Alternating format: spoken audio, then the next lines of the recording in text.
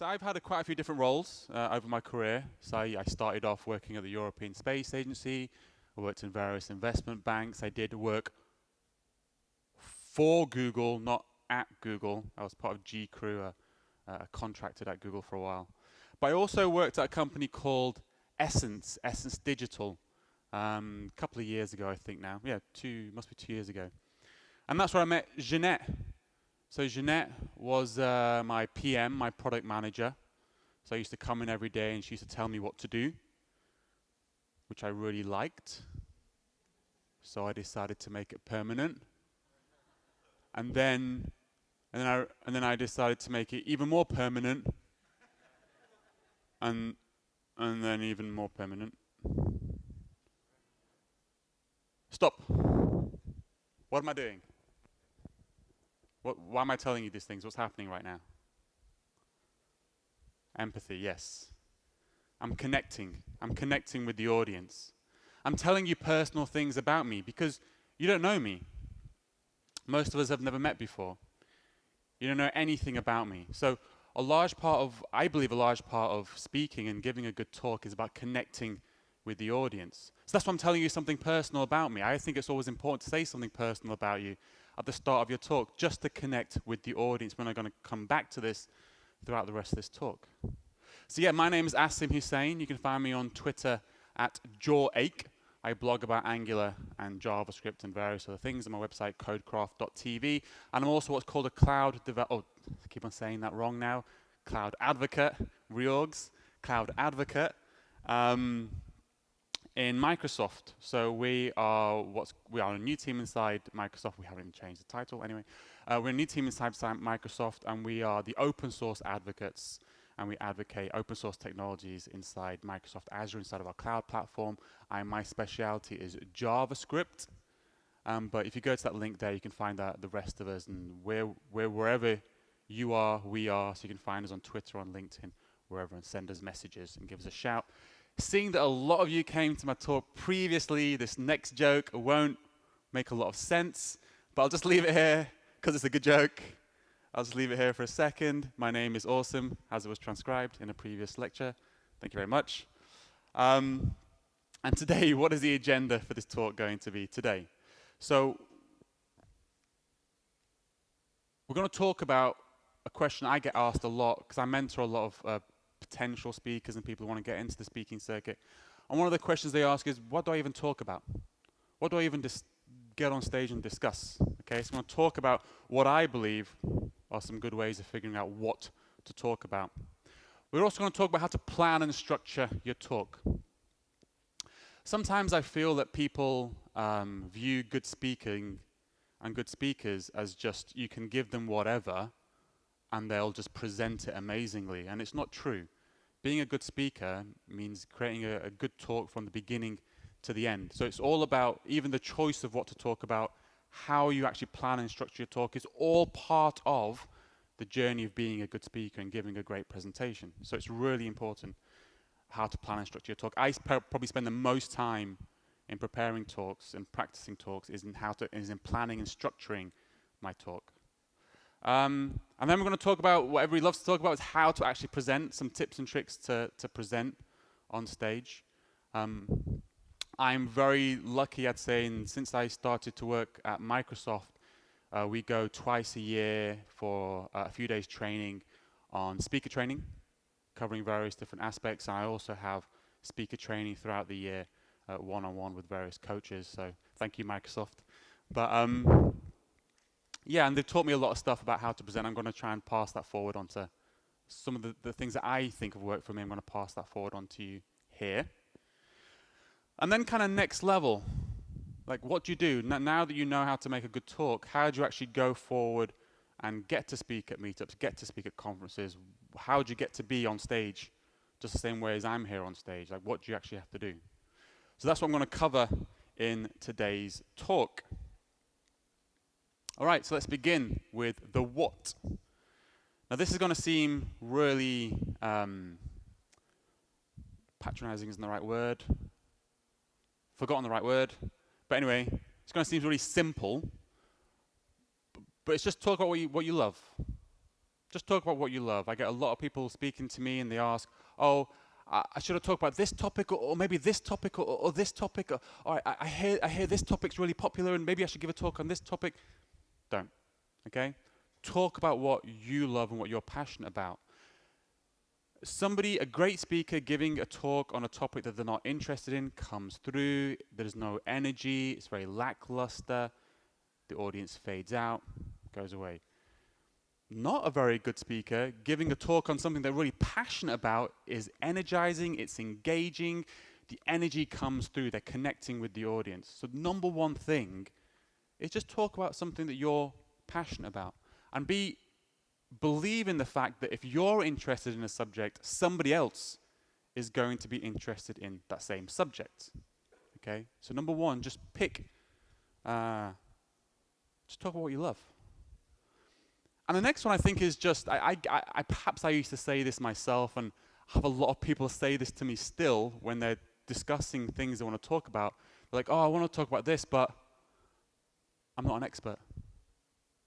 I'm not an expert in the subject. Okay, I'm talking about machine learning and AI. I work with some incredible people in this field. Incredible people in this field. Me compared to them is like this. Okay, I am absolutely not an expert in this field compared to them. Okay. Every speaker on this stage feels the same way, I would say, that they're not an expert in the subject. Okay. But I actually think this is one of the most important reasons you should be speaking on stage. There's a really great story, and unfortunately I can't remember the name of the website, but when I first started creating courses, this is a couple of years ago now, on the internet, I make and sell courses. There were two guys who were making courses for iOS development, iOS. And so what they did was they just went backpacking around Europe, would rent an Airbnb, stay for a few days, open up a camera, start recording a lecture or two about the iOS development. By the time I heard about them, they'd made $2 million selling courses online. Okay? Wow. But the big wow is that when they first went traveling, they didn't know a single line of programming. Not even programming in iOS, a single line of programming. They just said, let's just do it. And what ended up happening was they started to speak to a bunch of other people who they were selling courses to, who themselves didn't know how to write a single line of code. So they would spend an entire day showing how to draw a black box on a screen, right? Because that's what their audience wanted to listen to. And that's the thing I want you to take away from this is like, if you're not an expert and you're speaking on stage, you're going to be speaking to those in the audience who themselves are not experts. And you're going to connect with them. A lot of the time, in a lot of subjects I do speak in, I am an expert. And I often miss telling things because I just know it so well. Then other people come up to me afterwards and ask me very, very, very basic questions. And I'm like, oh, I forgot to explain that. Okay? So not being an expert isn't a disadvantage.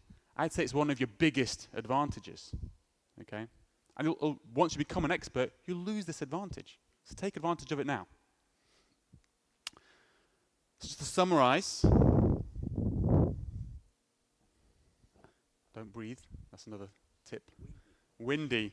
So windy in this amphitheater, isn't it? Oh. Talk about what you're passionate about. I think that's incredibly important. Just talk about what you're passionate about. Don't be afraid. Somebody out there is going to be just as passionate in that topic as you. And that whole thing about I'm not an expert, it's called imposter syndrome. Everybody's got it. I work with an entire group of about 60 or maybe 80 now developer advocates. And it's the one thing we'd all say we have, which is imposter syndrome. And it's something we battle all the time. So even the experts are battling this all the time, right? And it's actually an advantage to not be an expert on a subject.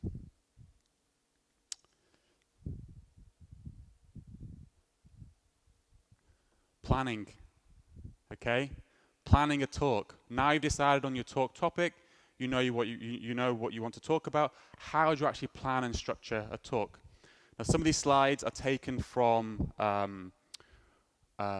company that's trained us, I'd say, Lange International. So they've I've had lots of training with these people, and they've had some really, really great advice for how to structure a talk. So this looks pretty complicated, but this is just one way in which you can start structuring a talk. We all need a little bit of help just to start the planning process, okay? So this is a talk. You have an opening of a subject. You define your agenda. That's exactly what I did, isn't it? I told you what I was going to talk about. And then the step one, I spoke about, what was my step one? I forgot.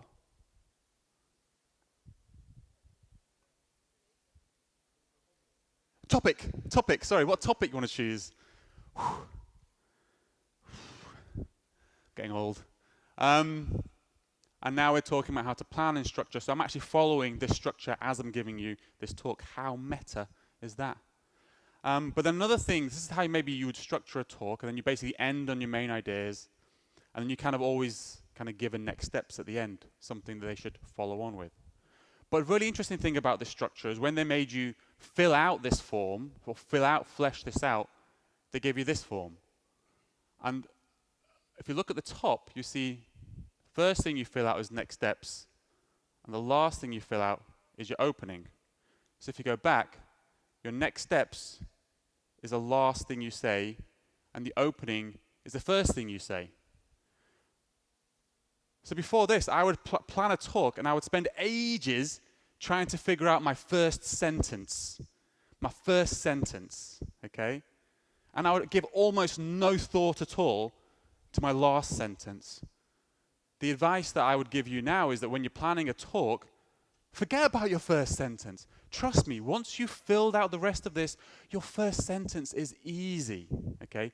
Start with the very, very, very last thing you're going to say. Then you're essentially filling it up, not backwards, but almost backwards, and then you eventually figure out what your opening line, and once you've got the rest of it, your opening statement is so obvious, it's so clear.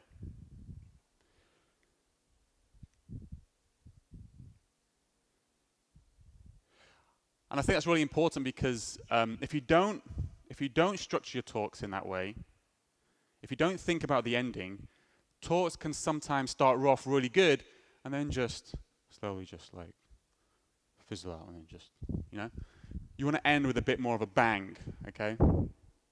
People only really remember the start and the end of things and how long it took.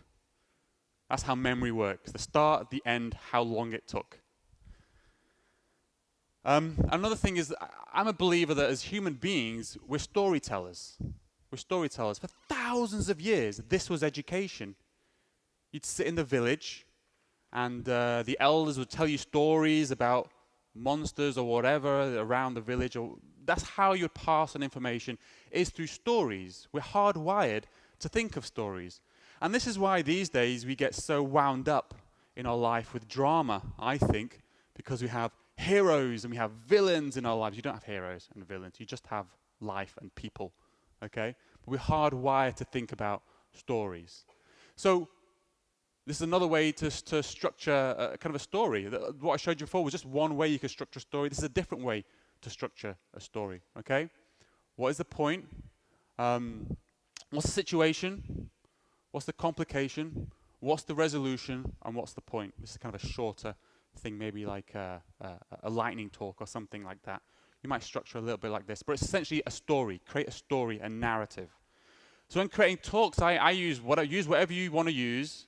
I use mind mapping tools, and this is just one that I use for an NSPA talk that I have, and I just structure it just the same way as you saw in those slides. And I start off from here, but I rarely end up something that looks like that. I just use it as a starting off point, and then I create the slides. Then as I'm creating the slides, I'm like, oh, this is a funny joke to put here. Oh no, maybe if I change this thing around here, that'll make more sense. So use it as a starting off point, okay? But I like to have a little bit of structure just to help me get to that point where I can start being a bit more creative.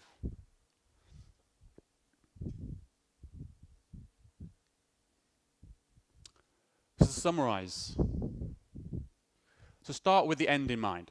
Okay, always start your talk thinking about what your last sentence is going to be, what the next steps is going to be. And I like to start off with a structure, but it's actually okay to start off with a structure and end up with something completely custom, okay? As long as you're as long as you're keeping some of these thoughts in the back of your mind. And I'd say number one, most important with how you're planning and structuring a talk is just tell a story. So who here was, a lot of you here were for my machine learning talk earlier in the day, right? I told a story. I told 3 small stories about 3 separate applications, okay? What they do, how they were built, what are some next steps out of them, yeah? All right, this is the part everybody loves. Presenting, okay.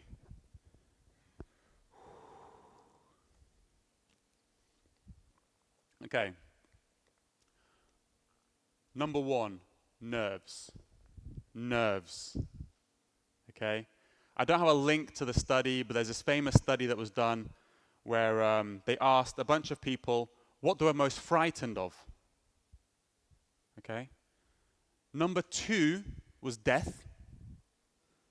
And number 1 was public speaking. Okay? If you told me 2 years ago that I'd be on stage giving talks, I would have laughed in your face. Prior to even joining Microsoft, I took specialist training to help myself get more comfortable being on stage. I'm very, very nervous normally on stage. So I have a lot of advice for anybody out there who themselves are nervous when speaking, because that is what I've had to overcome to get to here today. And again, this is from lots and lots of training I've had both inside Microsoft and outside Microsoft, okay? Number 1, practice. Practice, practice, practice, practice, practice, okay? I practice my talks a lot. I practice my talks, I keep on going all the way through them. As I go through it once, if I make a change, I then go through it again. And if I decide to make a change, I then go through it again. And I keep on going through it until I've not made any more changes and I've given the talk completely through end to end 3 or 4 times. And then I know I'm done. My colleague Sarah Drasner, and I've seen her do this, does a talk 50 times. She ticks it off. Ticks it off. No matter what, she does it 50 times. That's crazy, right? Practice. You've got to think of yourself like an actor. I've had my coach, I was talking to this, said, how much should I practice? She said, how much does an actor practice for a role? You've got to think about it like an actor or an actress. Is there gender? Anyway. So you've got to think about it like that. And they practice a line so much they can say it by heart, they can give the facial expressions, they can do everything. You've got to practice everything completely all the way through. Okay? And you've got to be careful because you can practice to a point where you become not emotional and wooden, but if you practice even more, you can let your natural self come out again. Okay, so practice. Backups. I can't stress this enough. I'm a big bully. I don't really do much live coding anymore. I do some, not a lot, live coding. If you do something live, have backups. Always have videos done of it beforehand. Even if you're 99% confident everything's going to be okay, if you've got a backup video, then the nerves just go away. You know it'll be okay on the day, okay? And the other thing I've seen quite successful is someone does a bit of live coding. Then when they go on the screen, the next thing that shows is the backup video, which actually can be a nice recap on the thing you just live coded, okay? So always have backups. They really help out a lot. This is something I failed at doing earlier on today for my AI machine learning meetup talk, is come in early. I failed to do it today, so I didn't come in early enough, so I wasn't able to do some of the slides I wanted to do and get set up in time, because I had some technical difficulties. Always come early to get set up. You have tech checks. Make sure everything's connected up. There's always problems. The number of times I've turned up at conferences and I have like a USB-C and they're holding up a VGA cable and there's no, and I'm like, it's been like 20 years since yeah, you have to figure this stuff out. And if you come in early enough, you can always solve this stuff. Usually, I'm lucky now, there was a break and I got on stage. Often, you're coming on stage immediately after somebody else is speaking, so you have a few minutes to change over. And it's just before you're about to talk. And you have a technical issue. It's the worst moment, okay? So always come early, always make sure you just get everything set up. Okay, the next one, I hate. I had to have,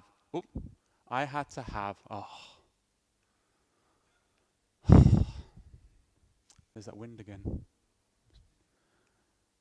Q&A. I had to have extra special training, almost like therapy in a way, to be able to deal with Q&A audiences. When you're giving a talk, you're fully in control. I know exactly what I'm saying. As soon as you have to accept Q&A, any of you can ask me anything about anything. Right? It's crazy, the stress that brings along. I've got colleagues that are fine with that. I have a problem with it. One piece of advice that was given to me that helps me more than anything was time box it. Time box it. So at the end, if I've got, don't know how much time I've got, I'll just say, I've got 3 minutes for questions.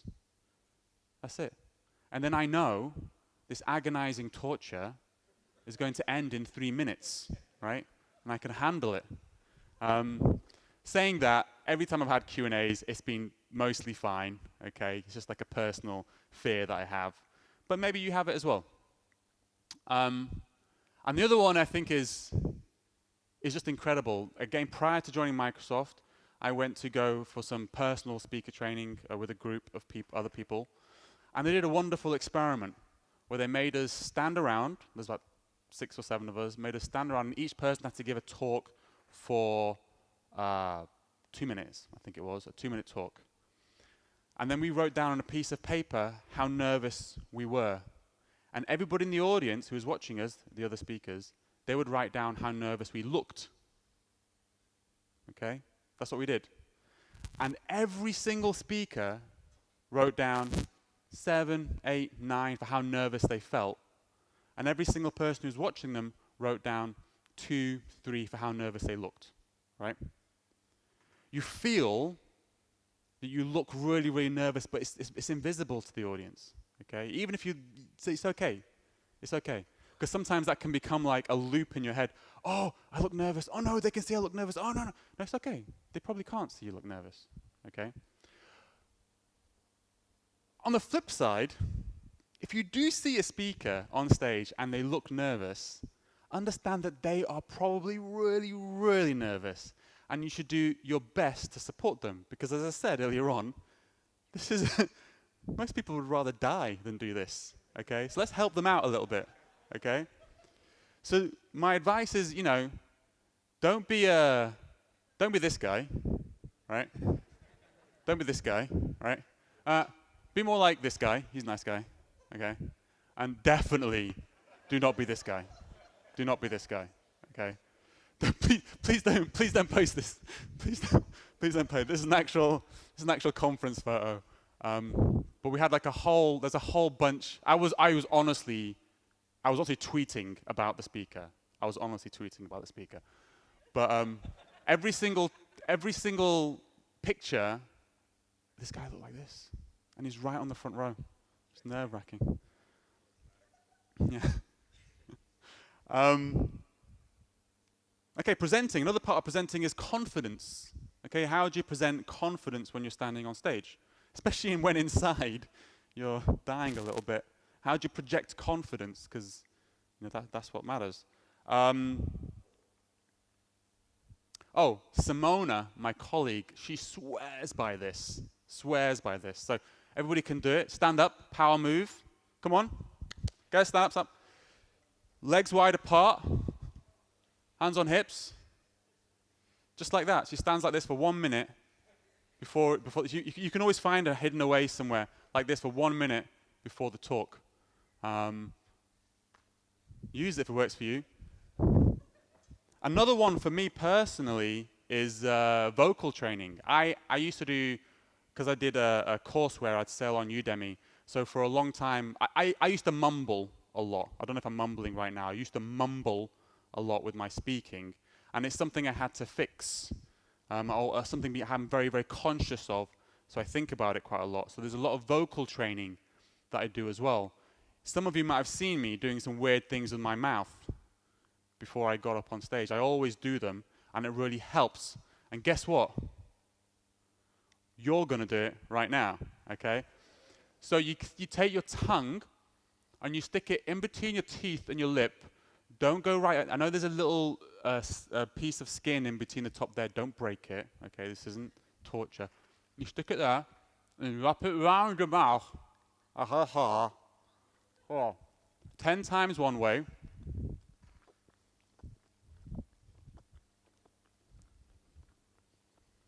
10 times the other way.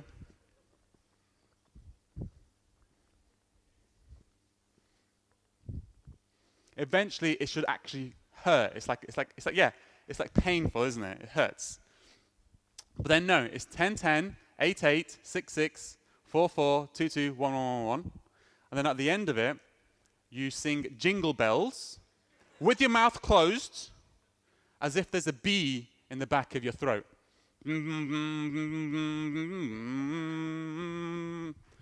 I also like to do meow, meow, meow, and red leather, yellow leather, red leather, yellow leather, red leather, yellow leather, red leather, yellow leather. And I also have an issue with clicking. It's like, so you always say the word clicking, clicking, clicking, clicking, clicking, clicking, clicking. So I practice that as well. Don't I sound better all of a sudden? I feel it. So vocal training is really good as well. It helps me to project a lot better.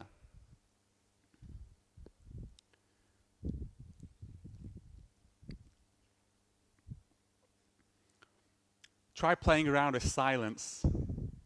It's very interesting. Once you get a bit of confidence, it can, a little bit of confidence, controlling the silence in the room can give you a lot more confidence. It's strange. And it's also a very, very powerful tool in speaking, is to just be silent for a bit. Okay, the other part of presenting, as I said earlier, is connecting with the audience. It's connecting with you, okay? But who are you? That's the question. Who are you? How do I connect with you? Because not everybody's the same. This is another slide that's been stolen from Lounge International. Please don't tweet these out. These are the 4 types of people that they say. I don't think I fully agree with this one over here, but these tend to be pretty good. So there are 4 different types of people. Okay, 4 different types of people. Evangelist is the kind of person who just talks about a big picture, tries to get you interested in talks about in that perspective. A therapist, a lot more personal. Okay, gets up close to the audience, talks to them one-to-one, you know? As a therapist. A scientist. See, I have like a talk, I'm not going to tell you which talk, I have a talk that I do where I can't quite remember the statistic. I'm not 100% sure. I think it's like 29 or 30 or 31 or 32 or something like that. I can't quite remember which one it is. So every time I give the talk, I just pick one. It's close enough, right? Yeah, makes sense. I've told colleagues this, and they've gone, "You do what? How could you possibly give a fact that's not true?" And I'm like, well, that's because they're scientists, and I'm not a scientist. I'm an evangelist. If I get the point across, I'm happy. They're scientists. They want details. But there's those of you in the audience who are scientists. There's those of you in the audience who are like, you make up facts? Yeah, I know. I'm sorry. There's army sergeants, which in this case comes down to if you're, just to summarize, okay, they want points, they want facts, they don't want waffle, get to the point. So when you're giving a talk, you can't just be, I am naturally an evangelist, but I need to be a little bit more therapist, I need to be a little bit more scientist, and I need to be a little bit more army sergeant, so I can connect with those of you who are more army sergeant, scientist, therapist, and evangelist, okay? So you got to think about it. So you have a mixture of different things in your talks, okay? Different styles in your talk. The next one is really interesting. I wish I'd known I was going to give this talk when I took off, because I'd take a book that was used to train with. So eye contact is really important with members of the audience. Especially when you're giving a talk and you just find some of the audience and you give eye contact, and then as you keep on talking, it's a weird thing happens. Okay, so what I'm doing right now is I'm actually making an unconscious effort to make eye contact with you, because if I'm making eye contact with you, I'm connecting with you. It means also you're not on your phone, because I'm making eye contact with you. And something I was really scared of is that you're just going to get stuck like staring at somebody for like hours. But a really strange human thing happens when you make eye contact with somebody. He's getting scared. Something happens. No, something happens, and you just kind of give like a. There's like a signal. It's so strange. Like a signal they give you, like, it's okay. You can go to the next person now. Yeah, I'm done. I'm done with this. Okay. You won't get stuck. That's that's the fear. You won't get stuck. So she made the trainer I had made me train by having a children's storybook, and I would read out a sentence to somebody until they'd give me the look, and I'd move on. And you practice. It's good when you connect. Just make eye contact with as many people as you can in the audience, because that connects you with them. And it's tempting just to sit here, especially when you're scared, because we're all scared. Just sit here and just stare at your notes, but you lose that eye contact, and that's kind of helps you get it back again. Speaker notes. Okay, some speakers swear by speaker notes. Some people don't swear by speaker notes. I find the people that don't swear by speaker notes have great memories. So. Okay. So I am a speaker who swears by speaker notes, but then again barely uses them. But I definitely have them on my slides. So just to show you, this is going to be quite difficult to show you. Hopefully I'll be able to reverse this. Okay, so those are my speaker notes. So this is what I see when I'm speaking to you. Okay, just a few notes here. Oh, it's overlaid by something. So it's just something just to give it a little bit of a hint as to what I'm talking about. Always use bullet points. Always use bullet points. Never use blocks of text. Okay? Sometimes you're tempted to write the whole text of what you're going to say in your speaker notes, but then all that happens is you sit there and you read your speaker notes instead of connecting with the audience. So make sure it's bullet pointed. The reason I recommend to have speaker notes is that there's a temptation, if you don't have speaker notes, to use your slides as your notes. Okay, so that's when you end up having lots and lots and lots of text in slides, and the person's then reading from the slides.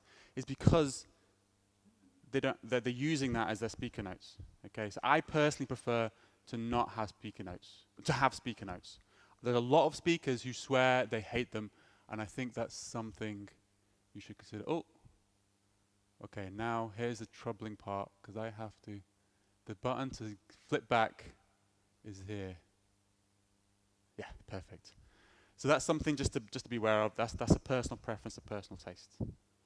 Am I done? Okay, so yeah, so just to summarize, nerves, okay? Practice is probably the most important one there. But then try maybe a few of the things I suggested to help around the nerves. Everybody is incredibly nervous, just as much as you. Confidence, power pose, vocal training, all good stuff for that. Don't remember, connecting with the audience is the most important thing. Is the most important thing. I'm out of time. It's the most important thing. Okay. Okay. Next level. Now that you know how to do a good talk, you've got a good talk prepared, how do you actually go and present it somewhere? Go to meetups. Okay? Meetups, part of a meetup community in London, everybody is always looking for speakers. Always looking for speakers. Okay? In my meetup in London, I get people coming up to me and go, oh, it was a really good talk. Can I give a talk next time? Yes! Yes, you can give a talk next time. We're looking for speakers. Meetups are looking for speakers. They're a great place to start. I started by speaking in meetups. They want you to speak, so just try it out, okay? The next one is conferences, like this one. How do you actually go to conferences and get to speak here? Some of them are by invite. A lot of them have what's called CFPs, call for papers, which are essentially invites to submit a topic for a talk. There's plenty of places you can find to have open CFPs for our conferences that are looking for speakers. So paper call is one. I find most of mine through Twitter. So if you're on Twitter, even just searching for CFP or call for paper, or just follow the conferences that you want to speak at, and you'll find that they'll announce when they're looking for CFPs. There's a couple of other good sites here. This is good for web conferences and ConfTech as well. But honestly, for me, mostly it's Twitter. That took me a long time to follow all the right people, though. And CFPs, call for papers. How do you actually write them? I've just got a little bit of advice for that. I haven't released this as an article. I really need to do it, but this is something I wrote a while ago. I can't remember if this was something I stole from somebody else, or if I thought of this myself. It doesn't seem like the kind of thing I'd think of by myself, so I think somebody told me about this, and I wrote it down on a piece of paper. But it's how to write a CFP. So my CFPs have 4 different sections. A hook, 1 sentence to grab people's attention. When conference organizers are reading CFPs, they are reading a lot of CFPs. You need to make sure yours stands out, okay? So 1 little quick hook to grab their attention. Challenge. I always like to do this. I always make them a challenge as the next sentence. I'm going to challenge them to think about something. Then I want to talk about how, like what type of talk is this going to be? Is it going to be a live demo? What is it going to be? You've got to explain a little bit. And then you can talk about benefits. So what are the audience members going to be able to do after they leave my talk that they weren't able to do beforehand? I've got a couple of examples here. This is my most popular talk from last year, is how to hack a app. I replaced Node with whatever I wanted to. And this was, oh, the color is off. Anyway, conferences went crazy over this CFP, At the end, I just said, I'm not doing it anymore. Sorry. At the end, I said, I'm just not doing it anymore. But this is what it was. I said, thought hacking was hard. It's not. It's easy. It's not. It's hard. It's really hard, right? But I just said, that's like, you read it and you go, huh? What? And I'm going to show you how. That's the challenge I've set. I'm going to show you how to hack. In this episode of CSI, I'd replace X with Thessaloniki. We'll investigate a series of hacking stories and break them down step by step to see exactly how they did it. That's the how. And then the benefits is by the end, you'll walk away with a little bit more scared and a lot more prepared with some great practices you can apply immediately to your own applications. They love this CFP. I've got another one, I've got 2 more. Another one, bottle of the United States. I love this talk. I'm not allowed to give it anymore. Trump's tweets move markets. What a hook. So what if you could create a bot that made stock trades based off of those tweets? The Planet Money podcast did that in 2017, and you can find that bot on Twitter as Botus. So that was and the how is in this talk. I'll show you how to create your very own Botus using Node, some easily available AI APIs, blah, blah, blah. I didn't have a benefit for that one. And the final one is actually this talk. I didn't have an abstract for this until this morning when you said, can I have an abstract? So very early this morning, I was like, I need to create an abstract for this, and this is what I created. So everybody can talk, but not everybody can give a good speech. A hook. I thought it was quite a good hook. I'm going to make you a great speaker. That's the challenge. From how to answer calls for papers to coping with the nervousness of being on stage, you're going to learn everything you need so that next time it's you standing here instead of me. Okay? I think that's quite good, actually. It's actually pretty good, right? For like, thank you very much for the pressure. And that's we're reaching the end because next steps, as I said, we're going to have next steps. And what I want you to do is I want you to commit to spending 30 minutes writing a CFP on something you love. Just put a countdown timer on. Just start writing for 30 minutes. Just do it. You'll be surprised how far you can get. And just the final thing I'm going to say is why. Like, why did you even bother? Like, what is the point of being here on stage? Okay. Number one is it is actually great for your career. It really is. You can have all this stuff on your CV, but 1 or 2 videos of you speaking at conferences, oh my God. You don't get interviewed anymore. You get people just invite you in for a coffee and please can you come. It's great for your career, okay? Number one. It's great. Being a good speaker means being a good persuader. You're learning how to persuade people of things, and that's always a great skill to have. But I think the biggest reason is diversity for me. So I'm a big believer in diversity, not just because it's fair, and not just because it's the right thing to do, but because it's one of the best paths, I think, for peace in this world. Okay? We all fear the unknown. It's really easy to believe horror stories about a person or type of people you've never met or you don't interact with.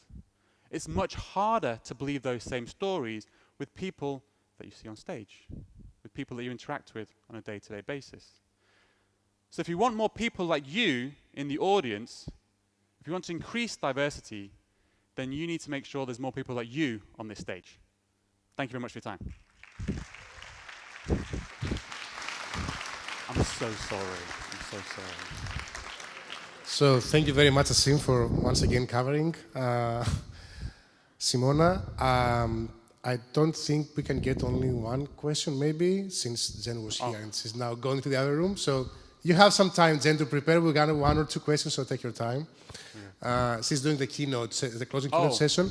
I would just want to repeat one thing. I will wear the hat of the meetup organizer. Like Asim said, come to the meetups, talk to the meetups. Like, I agree. We're always trying to find speakers for the meetups. I'm just begging for speakers, okay? So, 1 or 2 questions for Asim. It's over there. Okay. I have 2 minutes for questions. So, 1 or 2 questions.